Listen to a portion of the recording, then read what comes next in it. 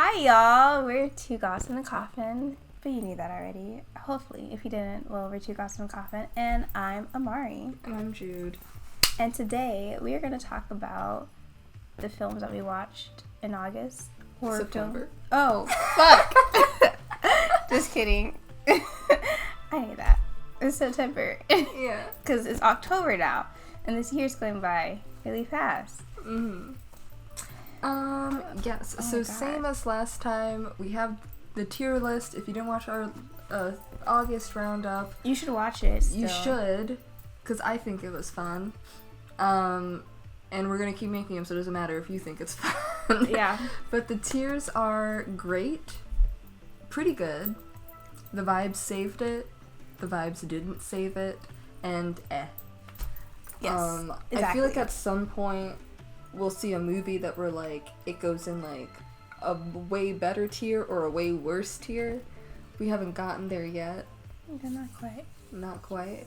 But yes, so The movies that we watched yeah, this month, well, in September, in September. we watched The Front Room, we watched Speak No Evil, The Substance, and then I saw Never Let Go. Yeah. So only 4 this month, even though there actually was a lot of movies that came out last month, a lot of like limited releases, but you know, time. Time and also where we live doesn't necessarily get a lot Some of of them. limited releases. I mean, I feel like it depends. Yeah. I feel like we're in a place where like it's kind of in the middle. Mm-hmm. We're not like in the middle of nowhere, Yeah. but like To live in New York, where we could That. definitely find an indie theater that would be showing all of these. Yeah. But unfortunately, we do not live there. basically that. But yeah. So we're gonna get into it then. Yeah. Yeah, starting with The Front Room.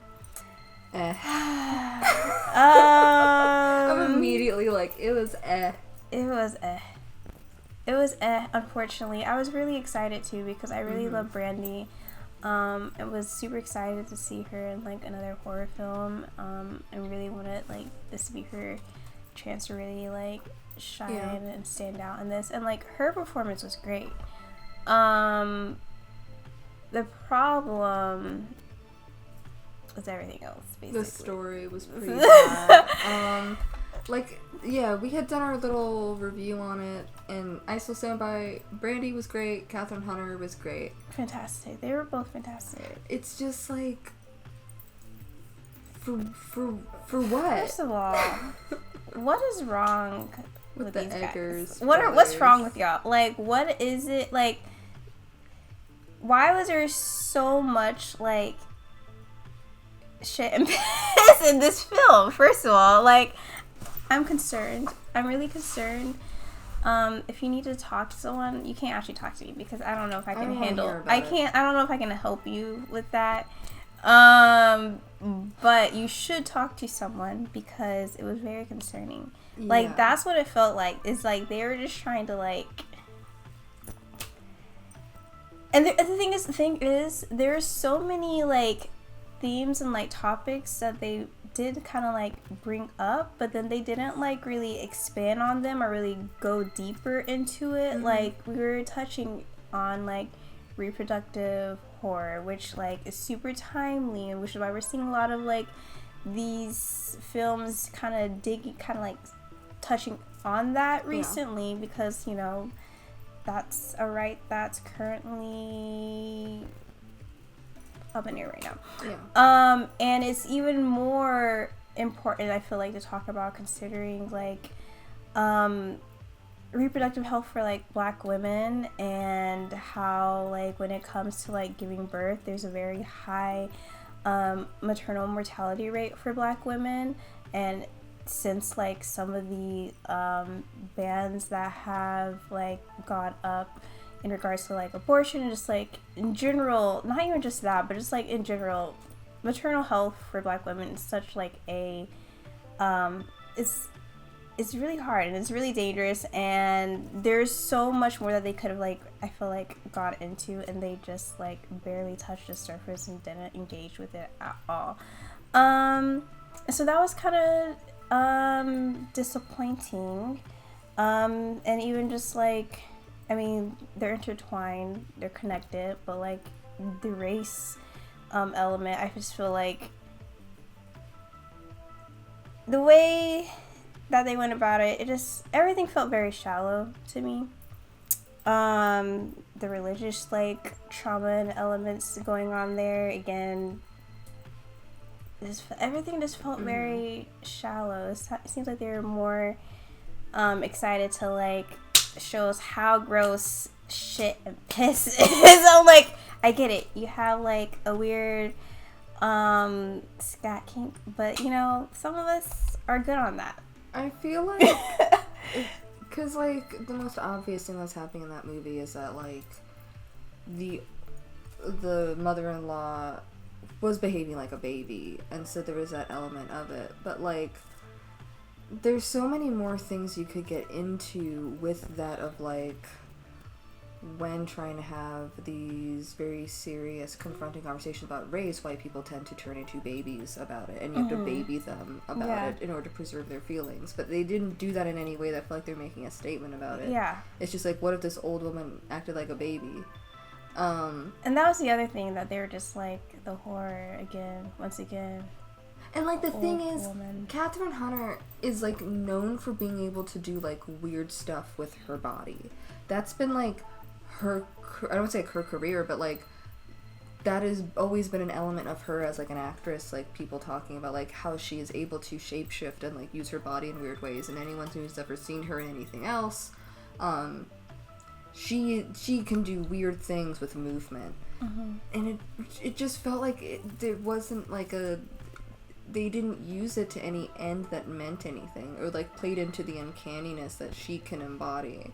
Yeah. Like, and it's just like, that was the other thing we talked about, just in general, like we felt like with the themes that they had laid on the table, there could have been more body horror, and they didn't really dig into that like either. Yeah, and when talking about the like religious trauma, there's so much specifically with like the fact that she's, you know, very much, they're talking about her, it seems like she's, I don't know if they I can't remember anymore if they specifically said she's Pentecostal, but like there's a lot of Pentecostalism in it. If she isn't, because the speaking in tongues, the baptism of the Holy Spirit, these are all very like the cornerstones of Pentecostalism, and that can get spooky, and it can make you do things that you typically, like, they're like, oh, they weren't capable of doing this before, and like da-da-da-da. And it's just like playing with that element of like where she's calling the statues that she had of like the goddess like demonic, her embodying this divinity in a way that also feels demonic. Could have also been interesting as well, but it just was like, what if speaking in tongues was kind of goofy? And it's like, it can be, but it also can be very off-putting to hear someone starting to speak in a different language uncontrollably, which happens in the Pentecostal church, where someone will just strings of language that, like, we know it's not real, but it's like the being compelled to say words that, you know, that's spooky. And the ultimate conclusion of Pentecostalism is to get the baptism of the Holy Spirit that leads to healing, divine healing, and all of that. I think could have been a thing, but like, I don't feel like they knew enough about this specific branch other than they're kind of kooky, aren't they? And it's like, but it felt like you're saying everything's superficial. What if we superficially engage with these topics? And there's so there's so many that they brought up, so many different paths that they could have taken with these different things, the religious trauma, the Pentecostal, like, race, reproductive horror, all these things that they laid out, but then just like, yeah, because they even said in the movie that like a woman's like body is like always changing. Yeah, and like, okay, so like, what are you saying from there? Like, what else are you, like, what are you presenting to me from there? Like, but it was, yeah, they really didn't do anything. It was really disappointing, and then it felt like it was all set up, and then it was suddenly over, and we both turned to each other like, this isn't the end, right? Yeah, and we're just like, what? And then it was over, and we're like, oh, so it didn't happen. The movie didn't happen. It's unfortunate. Yeah. I was really excited for this. And it really wasn't like the performances. The performances were great. It's just they didn't really have much to work with. Yeah. It's a little disappointing. I know we said we love ambiguity, but there has to be a story there. Yeah. You can't just forget to put the story in it and be like, open-ended storytelling. No, you just didn't write anything, unfortunately. So it's gonna go in Unfortunately. I'm sad. Anyways, let's go on to the next one, which is Speak No Evil. Oh, wait. Oh, we're gonna do Never Let Go. I did it alphabetically. Okay. Well, I had my own order. But that's fine. So, Never Let Go, which only I saw this one. And again, it's another one that I was really excited for. I also love Halle Berry, if you know. Even though the Catwoman movie was not that good, it still changed my life. It made me bisexual, actually. But don't tell my parents that. But, so yeah, I was super excited to see this. And again, like, another, like, black woman in horror, like, as, like, you know, front and center. So, super excited. I have mixed feelings on Never Let Go. I think that for me, it's kind of, like, on the cusp between the vibes saved it and the vibes didn't save it.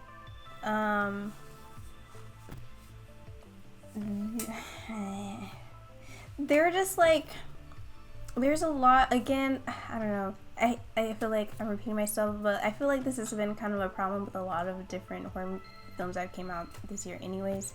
But like, there's like a lot of different like ideas that were put out there and that weren't really explored in this in the movie. A lot of like questions specifically, and again, not in like a fun, ambiguous way, but just like where I'm just like, okay, and like, so like the movie was pretty, like it was like this original story, and it had like, but it was overusing a lot of things that we've seen, and while the story itself felt original, like the way that they played out felt like just kind of felt overdone. Like we get into mental illness, and like we're getting back into religious themes again here, and we're getting into like this very like overprotective mother who's just trying to like protect her children, but like it seems like it's doing more harm than good, and we're not really sure if like the things that she's like seeing are like real or not. A lot of like hallucinatory like elements to it, and the atmosphere was really good. Like it was very claustrophobic, so like it really lended to this hallucinatory like feel that like they're like presenting to you, and like you were right there with her. You're like not really sure if like what she was seeing was like real or not, and so like I really enjoyed like the atmosphere that it created, but overall it didn't really click for me. I thought the performances were decent, they were okay. I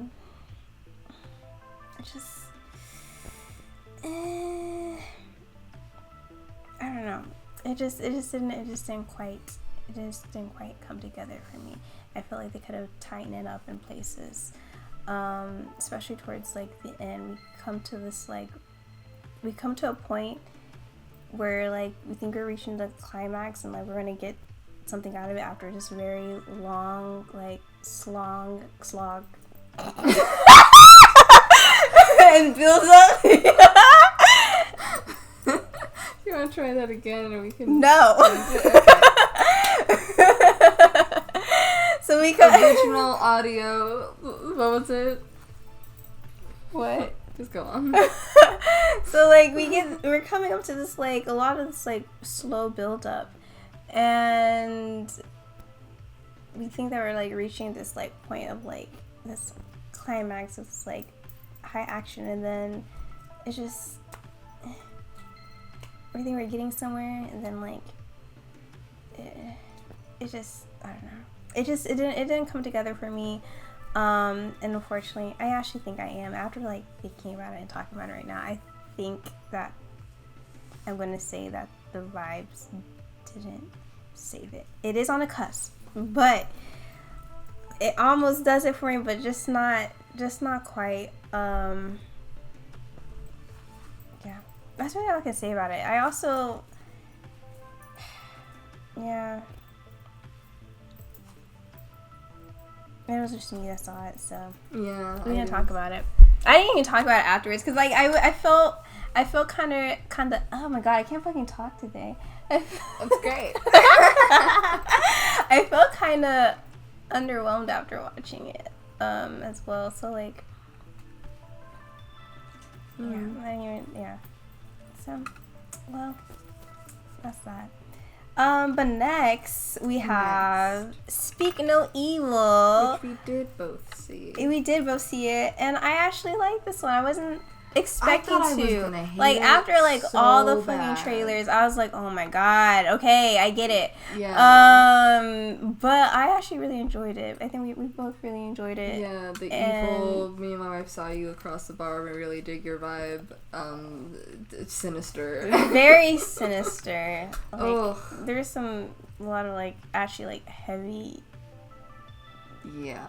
Things in there if you like really like pay attention to what they're saying, but we haven't seen the original. Was it Danish? I think it was originally a Danish film. Yeah, we haven't seen it yet. We are wanting to. Hopefully by the end of the year, when we do our final wrap up, when we kind of go over everything and place it on the movies that came out this year tier list, yeah, we'll have seen it and maybe be like, it either boosted or did something. Yeah, because I kind of had wanted to watch it before we did this, honestly. Yeah. It just that it's been a busy month, so didn't get to do that because I kind of wanted to do a comparison between it, because I've heard good things about the other one, and so I just want to see how I feel about this movie once I've seen that one. Mm-hmm. As someone who I haven't seen it, but as someone kind of familiar with like Danish movies, it's probably bleak. It's probably that's what I've heard. Yeah, to be it's honest. like really bleak and hopeless. Especially, I heard that the main difference is in the ending, and that is just a lot bleaker. And I'm like, ooh, yeah. What happens? Because like, about right. I'm scared because this was already pretty a ride in itself, which I said I enjoyed it because we actually like got a lot of like not fun but like the tension, the building, a little bit of anxiety that it was filling you with. It was actually like a nice build up, and I was like, okay. Yeah, definitely. It also does a good job of like introducing a scenario where they were being like full on freaks, and then immediately after they're kind of nice, and you're like, maybe I'm crazy, actually. But also, this movie is my worst nightmare, which is I am stuck somewhere with people I don't know very well, and then I'm just not vibing with them, but I can't leave. I would start walking home at that point. Oh my goodness, their stupid Tesla getting the or whatever. I thought it was a Tesla. Was it? I don't it was remember. Some like it's been in my electric vehicle. It had the panel in the middle that I think is in a Tesla. But yeah, just like being like, ugh, everything is bad. This guy is so weird. This couple is being weird to us. The gay vibe. Oh yeah, like what's going on between the dads? At the very beginning, when like the whole time you were like the American dad was like, I forget their names. When James McAvoy's character was like doing something, and I almost feel like the other dad was like, oh my god, wow, that's like crazy. And I was like, are they gonna kiss? I was 100% sure. At one point, I was like, it really felt like the only reason he said yes was because he wanted to see like James McAvoy again. Yeah. And he's just like, things are going great. Like, they're really We're having cool. a good time. Like, they're really, like, I don't know why you think they're weird. And it's just like, you just have a crush on this dad. Yeah. That's okay. And he's giving a vibe. He keeps touching you, but I don't know if he's just Scottish, but... Who knows? It's hard to say. It's hard to say. But yeah, there was so... I also love when a movie doesn't treat kids as stupid. Yes. Oh my because god. Because a lot of times they make kids dumb, but kids aren't dumb. And so, like, the way that the kid was, like, you could tell that he'd spent his whole year being like, when they get the new family, I know what I'm going to do to try and save myself and let them know what's going on. Mm-hmm. And then, like, really trying his hardest to do this despite the fact that he has literally had his voice taken away, which, like, we didn't get to the young actor himself was just, like, that performance, like, the way that he, like, really, like, did, like, the way he did that, I was like, okay, I see. I see. What was his name? I forgot his name. Ant. Ant was the name of the character. I don't remember the name of the boy, the actor. Yeah. Mm-hmm. But yeah, I'm like, how we said the Hint had a lot of heavy stuff, and like I really feel like that was specifically the fact that he has no voice. Mm-hmm. There is a very clear to me like analogy for CSA and like that sort of like abuse in general, and like just the way that him and the father interacted, I was like, ooh. Like, of course, besides like the obvious scenes, like the scene in the bedroom, I thought was very and there's so much about it that's like gross. Yeah, everything's gross. Just like but yeah, the kids like teaming up like to try and get them away, and but yeah, I do like when movies are like, kids aren't stupid. Kids actually can be very intelligent, and also it didn't make them seem like they were like hardened, because like the girl was just crying. Yeah. Because she got very overwhelmed, and I'm like, yeah, because she's still a kid. She's still exactly. Like, so she's reacting really to it, but she's also like not dumb. Yeah, and even at the end, he was able to like, now that he was like finally like safe, he was able to like shed that emotion, that single like little tear. I was like, God, you're killing me. It was so I liked it. It was a good watch. This one was a good one. I think that I can go in like pretty good. Let's put it in pretty good. I think we're pretty good. Again, very surprised. I was not. I was expecting to hate it. I know. I try to go in with a pretty open mind generally, but like, I don't. If I like, I'm just like, I'm not gonna like it. But then I was like, actually, this is kind of. And because of the trailer, not just that we've seen it 1,000 times, but because I had seen it 1,000 times, it started to feel like super cringy to me too. So I thought this is just gonna be like, it's gonna be very cringy. It's just about to, I'm not with it. One thing I do want to mention is like all the subtle like acts of dominance, like making the wife eat meat, even though he would obviously remember that she's a vegetarian. Yeah. Or like when they very first like interact, and the insistence on having the daughter ride the motorcycle with him, and like it's just all these subtle forms of like dominance and like domination that's so insidious that when it like piles up, you're like, oh, this guy is a monster. Yeah, like if you had been like paying attention before, you can kind of like see all the different places. You're like, oh, okay, this all makes sense now why you're acting this way. And now I get it. But yeah, it was interesting. Yeah. And lastly, the last one.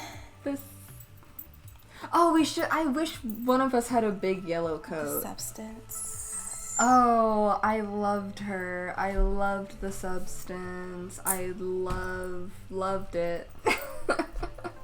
Oh, what do we say? Finally a body horror movie that pays off on the body horror. Yes. Finally a a subject, or an issue film that like really like goes to the ultimate conclusion of its own hypothesis, where it's like, and I've seen I made a post on our Twitter account about it, but I saw a lot of people being like, the horror is aging, but it's like, no, the horror of the movie is like what specifically like women are pressured by society to do in order to continue to fit patriarchal ideals, because like she loses her job because she's old, and a lot of her issues come from the way that she is being perceived by men, because she's feeling great at her job until she hears the guy, the Dennis Quaid's character. I never remember anyone's names, so it's just gonna be actors. To be honest, so like when Dennis Quaid's character is just like, she's old and like she's out, and there's like making a lot of comments about her being old, and then she's like, maybe I am old, and then seeing that like her job security is tied to her desirability by the executive men that run the studio, and it's like and then she's like, well, I have to keep my job, or like I have to, and in order to keep her job she has to be desirable, and that being what pushes her to take the substance. And then the fact that I don't think it's a mistake that it's a man who gives her the number for the substance. Yeah. And I don't think it's a mistake that it's the male voice on the phone is the guy who sells her the substance. And very detached. The enablers for her to do this are all men. And I think if she had had any women friends, this could have been avoided. But she's very disconnected from other women. Yeah. And I think that is crucial to it. Because she was gorgeous. She was gorgeous. She's Demi Moore. Gorgeous. Like, what do you mean? She needed me to be in there to be like, listen. Honestly, first of all, 50 isn't old. But I'm like, you look fantastic. Yeah. You're healthy. You're in shape because you work out as a job. Like, you're doing great. You should write a book. I don't know. Like, you have other avenues, but it's like this idea, and like the way they make it seem like her glory days are behind her, with like the whole the Hollywood star like on the Walk of Fame thing being like, and I'm just like, I really loved it.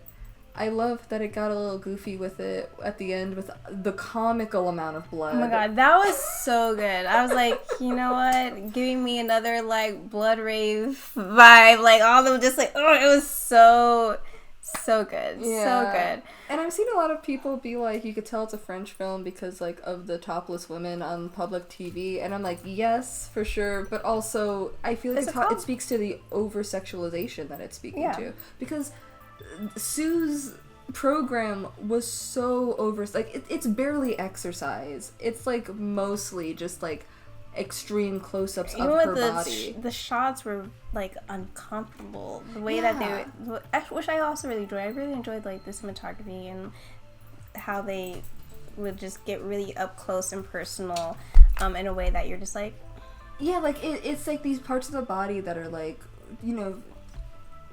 conventionally like sexualized, but like done to the extent that it's like, I feel this is gross to be this close to her ass as often as we are, and like she just becomes meat at a certain point. Like she just becomes like skin, and like she stops being a person. And I think that's like a big part of it. So it's like, I liked it a lot. I think it was really good. I've seen people be like, it's not like passe, but like when people keep calling it Cronenberg-esque, and I'm like, it's not even so much for the body horror, but to me, the nasty shots of the room when it's like dirty felt like very Dead Ringers to me. Like the end of Dead Ringers, when like that room is so gross and like filled with like just stuff and like food. I just would always think of that whenever they show the apartment. Like, ugh, this feels like a Cronenberg film in terms of like. It reminded me of Dead Ringers when I saw it, which Dead Ringers is also a good Cronenberg reference to make, of these two people who aren't remember you're one and all that jazz, but that's the opposite, where it's two separate people who keep thinking they're one person. These are one person who keep thinking or insisting they're separate people. But I also think that's related too, like the way that people talk about themselves and like as they age, and also like about their bodies. Oh yeah, like your body is separate from you. especially how like people like reminisce about like their past selves. Oh, yeah. Like, are looking at like past pictures, and like there's a strong detachment from like that self, and I'm like, you're still you know. Like, yeah. It's okay to age. Yeah, and it's like, to me, it's not that the body horror, it like, to me, like, that point is why the body horror to me can't be aging, because it's like, if she had been able to accept that she was getting older, it wouldn't be horrific, but it's because of all these other external factors that it becomes that. I have something on my eyelash that I'm struggling with. I got it. Thank you.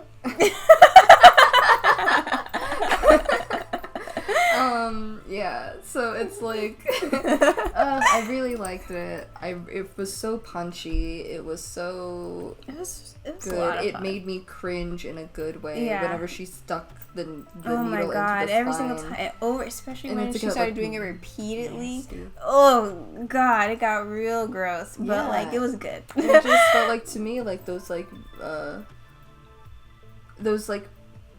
skincare regimens that ultimately, or like not skincare, but like all those like beauty regimens that ultimately make you, it will make things worse for you as you go on, but people keep doing it. Yeah, because it's not even like when she did that she's super aged. She was like disfigured.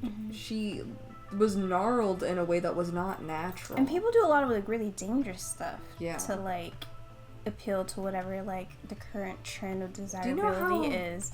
Dangerous breast implants are? Those kill people all the time. Yeah. One of the most dangerous surgical procedures is a BBL. That kills people. I was thinking about that. Like, all it's the time. It can be very like deadly, but there was a person it's like, I guess it's a related tangent, but there was a person an ASMR artist I used to watch, who she had gotten breast implants and then she wanted them removed, and the everything she was talking about, like trying to get it done because they want it to be more natural, and sometimes when they do that they apply them directly to your chest wall. And so then when they got them removed, because she was having like health issues due to the implants, they had to scrape them off her chest wall. Sorry, this is very graphic. I'll put a thing that's like trigger warning for graphic surgical discussion. But she was talking about how like when they were doing the removal, they're like, this is a very dangerous thing we need to do to remove it, and if anything goes wrong, you could die. But she was also she was so sick with them in that she's like, I need them out. Yeah. So, and it was just like, the fact that it is like seen as like, I see it sold so often as like female empowerment of like, I got my breast augmentation for me, and it's like, but also you could die. It could kill you. To like, fit an ideal of like this perfect body, and it's like, well, why is that the perfect body? And I'm all for doing whatever you want, but be safe about it, and return back to like, be sure to like, I don't know, analyze why you're doing it, because is it really for you, or is it just like because you feel pressured to like conform to a specific look or what? Like, I am not going to tell anyone what they should or shouldn't do. I'm going to tell them to step back and analyze why they're doing that. And if at the end of the day it's still something you really want to do, make sure you actually fully, like understand the dangers and the risk, and then go ahead and do what you want to do. I think it's the plastic surgery industry that's like, you should just do this. And it's exploitative. But it's like, these are the same people who are like, you should preemptively get Botox in your early 20s to not get wrinkles. And I'm like, that's crazy. Or like seeing people with like using collagen when they're like 21, and I'm like, you have collagen. Or what they were doing for a while. What was it that they were doing to like get the buccal fat removing removal? That, like, I was like, that's there for a reason, baby. Now you look like you just aged yourself actually like 10 years. For what? Yeah, that was one of the things that I was like, to fit this one specific, or like the people who and it was like it was basically a trend for like a specific look. Like a lot of people will do it for like what's currently the beauty standard, which is just a trend because it goes in and out all the time. It's very fickle, and people spend a lot of money and get themselves in, like, we were talking about it on the car ride home, about like people getting a lot of intense plastic surgery and then it collapses. And it's like, now you have a lot of health problems. Like, if, for example, if you got a lot of like rhinoplasties, now you can't breathe out of your nose. And also, I'm sure you're not happy with how you look anymore, and now you have to get a bunch of surgery to fix it, but it's gonna look it's not gonna look natural again. And it's like, that's all I could think of like the end of the movie, where she becomes this amalgamation of parts. And they made the humorous like callback to like everything's in the right place. Everything's where it should be. Okay. And it's like, this you see so many like plastic surgery gone wrong, and it's like, because it's very easy to go wrong.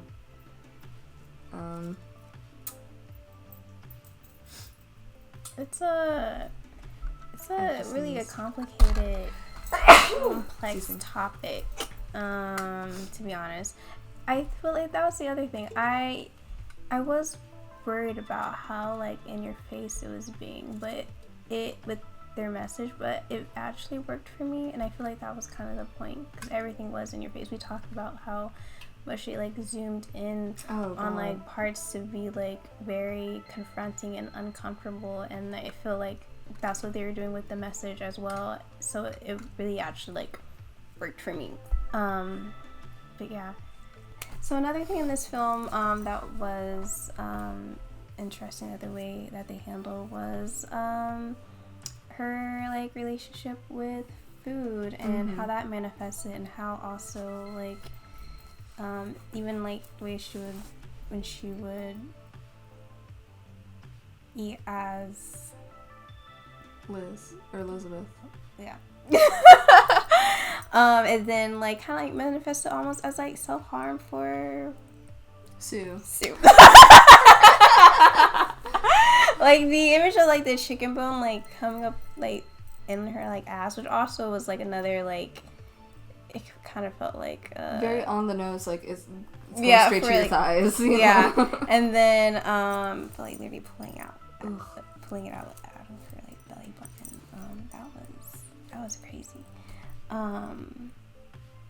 Also, we're talking about food, but like the whole like sometimes I was like, so what's like real or not at some points. So she was just like dreaming that, like, I don't know. So there were bits where I was like, what's actually going on? But that's not what we were talking about right now. We're talking about her relationship with food. But like I do think that it adds to it. Like she has this paranoia about someone figuring out that something's wrong with her.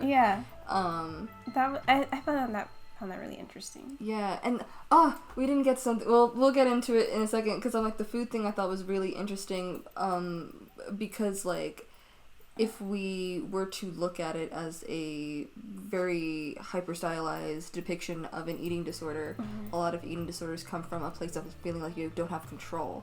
And so when she doesn't have control over her life or the body, when Sue is there, immediately when she goes back into it, she kind of like exerts control by eating a lot. And like, that to me feels like an analogy for like binging and purging. Like between like her and Sue. And that it does become like self-harm of like purposefully trying to punish her body for doing things she didn't want it to. And both of them do that to each other. And the way that they both have a point where they tell the other to control themselves. And it's like, and it's very like, her relationship with her body is so like, it's antagonistic, which is very interesting.